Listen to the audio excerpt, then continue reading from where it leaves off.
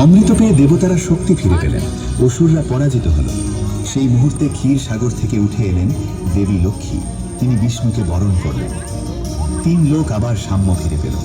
শিব ফিরে গেলেন ধ্যানে, সমুদ্র শান্ত হল, নক্ষত্র স্থির।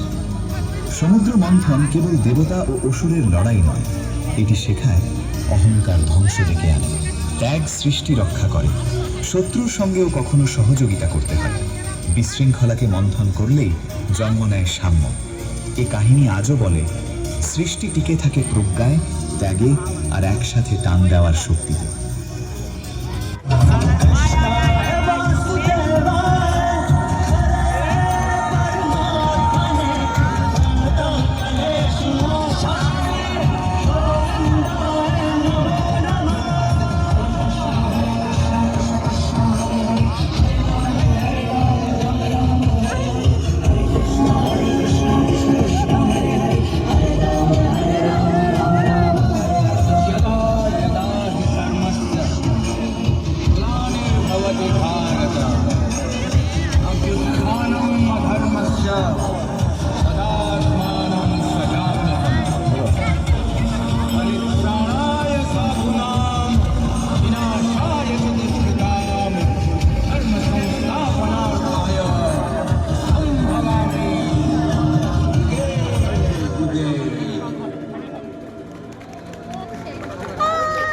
ধন্যবাদ সবাইকে।